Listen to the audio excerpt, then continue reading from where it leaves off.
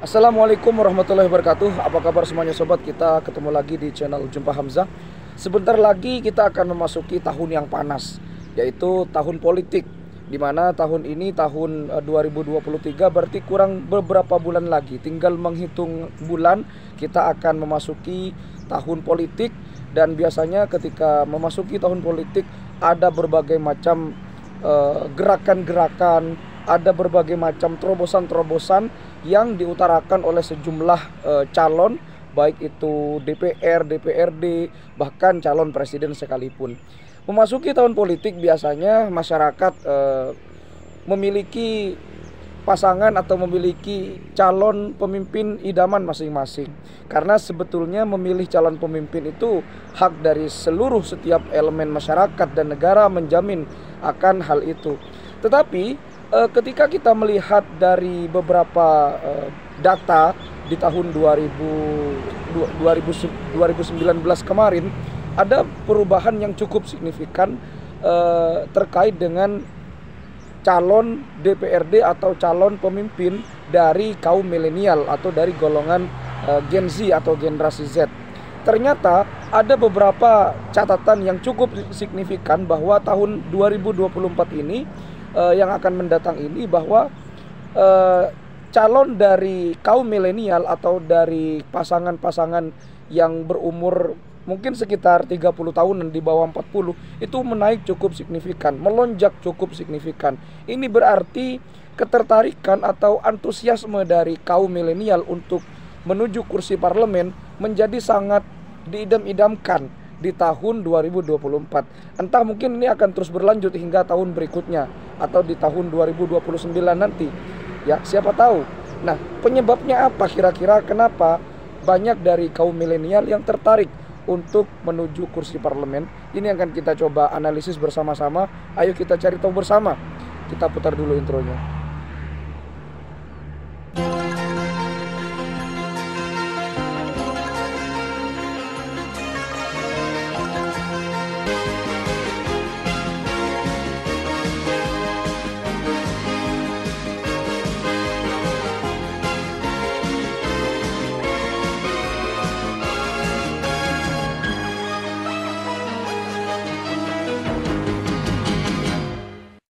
Bung Karno pernah mengatakan kalimat yang sangat bertujuan untuk menggugah semangat pemuda. Bung Karno pernah mengatakan, beri aku 1000 orang tua, maka niscaya akan kucabut Semeru dari akarnya. Kemudian beri aku 10 anak muda, maka akan kuguncang dunia. Begitulah kira-kira petikan kalimat dari sang proklamator kita, yaitu Insinyur Soekarno, yang merupakan presiden pertama Republik Indonesia. Tentu kalimat ini bukan main. Kekuatan dari pemuda yang diutarakan oleh Bung Karno ini merupakan sebuah pelecut semangat bagi bangsa negara Indonesia, terutama bagi yang anak muda. Karena memang tonggak pembangunan Indonesia itu bergantung kepada pemudanya.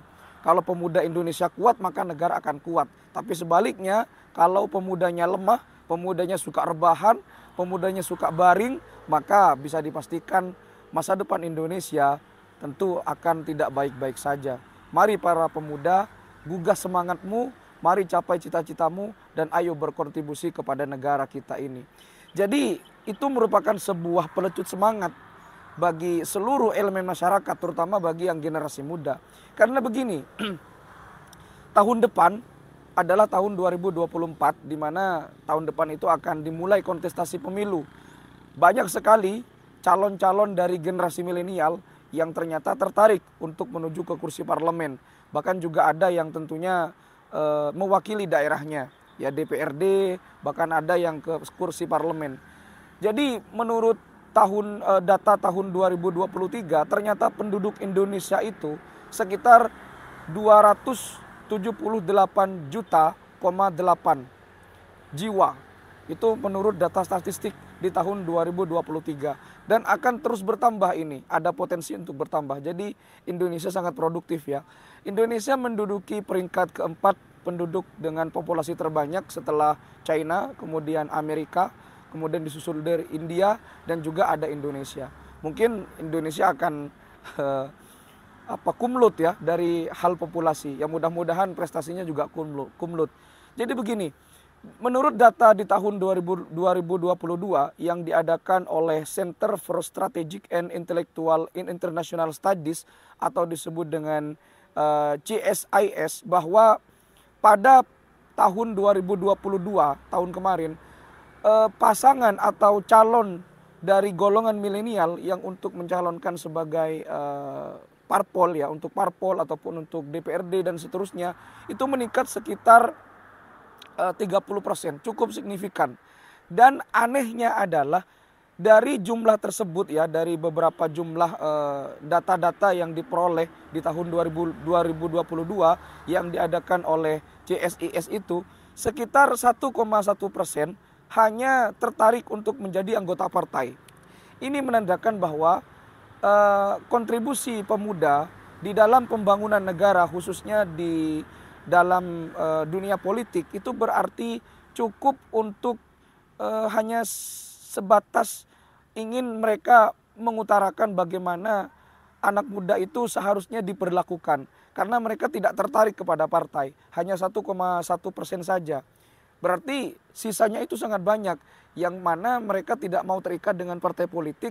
Mereka ingin merepresentasikan bagaimana pemuda itu kepada Indonesia, dan mereka ingin mengakomodir semua apa yang dibutuhkan oleh pemuda di Indonesia ini. Karena memang rata-rata di Indonesia itu saat ini banyak didominasi oleh kaum milenial.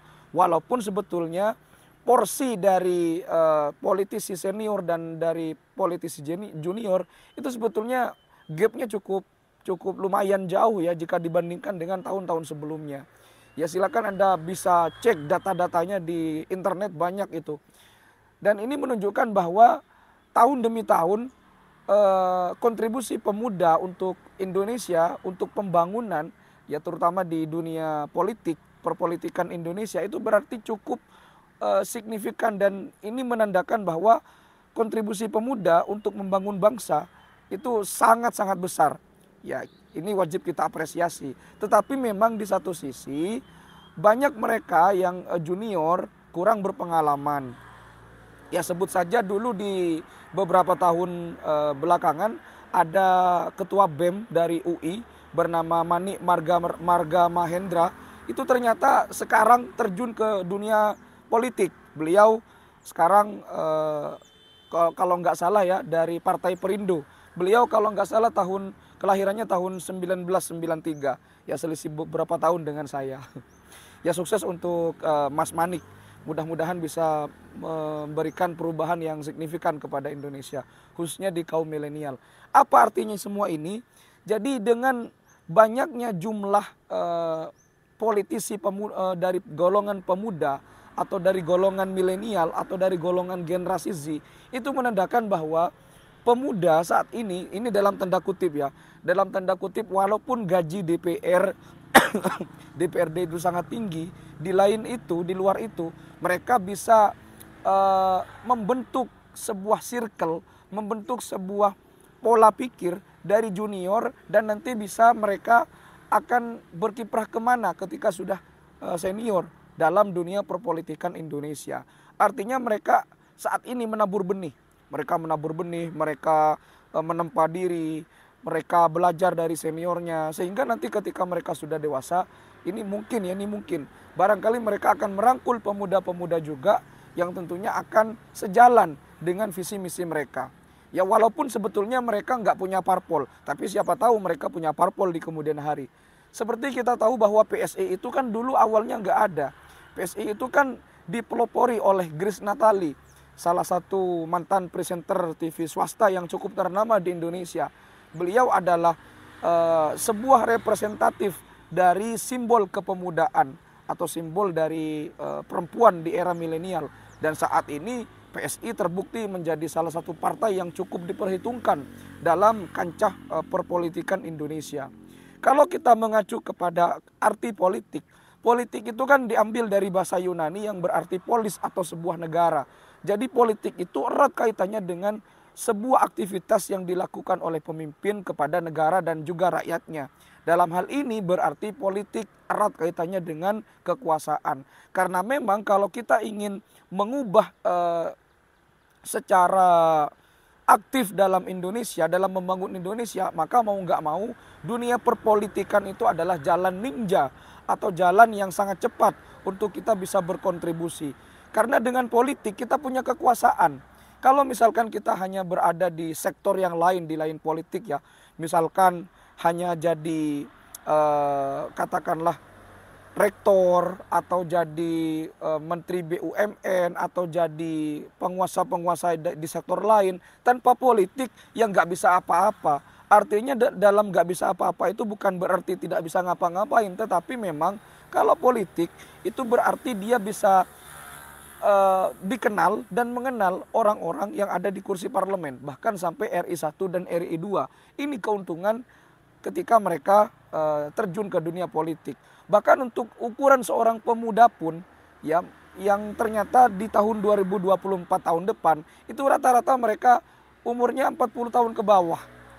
Ya bahkan Mas Raka Buming Raka paslon cawapres nomor 2 itu kan umurnya masih sangat muda. Dan ini sekali lagi merepresentasikan bagaimana pemuda itu sekarang sangat cukup signifikan untuk semangatnya bergelora untuk membangun Indonesia. Ya memang sih kalau gaji DPRD, DPR itu memang sangat banyak. Bahkan tunjangan-tunjangan pun juga sangat banyak. Jadi sebetulnya hal ini bukan hal yang baru.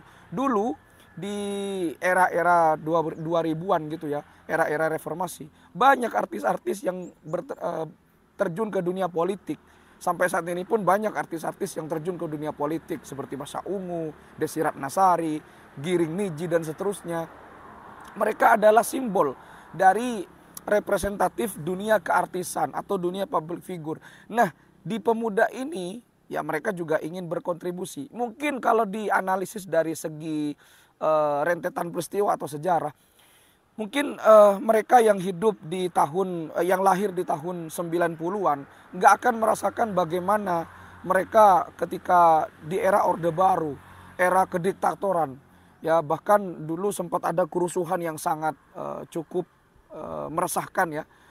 Ini merupakan sebuah potret catatan sejarah yang tentunya mudah-mudahan tidak terulang lagi di tahun 98 itu. Bahkan sampai demo besar-besaran. Ini mungkin adalah hal yang tidak akan dirasakan oleh mereka yang lahir di tahun 90-an, apalagi lahir di tahun 2000-an. Dan dari itulah mereka ingin mengakomodir apa kebutuhan dari pemuda saat ini. Karena kalau kita melihat pemuda-pemuda zaman sekarang ini, kalau misalkan di pedesaan saja, mereka banyak yang mendaftar jadi caleg DPRD, ya dapil 1, 2, 3, banyak menghiasi baliho-baliho dan pamflet-pamflet yang tentunya melambangkan mereka sangat antusias untuk membangun desanya, membangun kecamatannya, membangun kabupatennya, membangun provinsi, bahkan membangun negaranya. Ya ini merupakan hal yang cukup menggembirakan ya bagi bangsa Indonesia. Jadi bisa saja suatu saat parlemen di istana mungkin akan lebih banyak porsinya diisi oleh kaum milenial. Walaupun tidak dinafikan ya, peran dari politisi senior juga sangat berpengaruh. Karena memang mereka adalah orang yang berpengalaman. Mereka sudah tahu bagaimana pahit getirnya dalam dunia politik. Mereka juga tahu bagaimana sakitnya dihianati, sakitnya dibohongi. Tetapi memang siapapun caleg nanti yang akan memimpin, akan jadi calon pemimpin kaum milenial, mari jaga janji-janjimu. Jangan pernah mengkhianati rakyatmu. Jangan pernah engkau berbesar hati karena jabatanmu. Jabatanmu itu merupakan sebuah pemberian, itu merupakan sebuah amanah, bukan sebuah kefoya-foyaan. Ya gajimu itu sebetulnya dari rakyat, maka sudah sepantasnya kamu memikirkan rakyat. Janjimu bukan hanya 1 hari, tapi untuk 5 tahun, bahkan untuk selamanya untuk Indonesia. Kalau janji-janjimu hanya kau bisa tepati ketika kampanye, jangan jadi caleg, jangan jadi pemimpin, cukup jadi orang yang jujur saja. Seperti itulah kira-kira analisis dari channel ini. Kalau misalkan ada salah-salah kata ataupun ada referensi yang kurang tepat, kita diskusikan di kolom komentar. Mudah-mudahan tahun depan menjadi tahun yang bisa ada perubahan untuk Indonesia yang lebih baik. Terima kasih sudah menyimak, sampai jumpa di video berikutnya. Wassalamualaikum warahmatullahi wabarakatuh.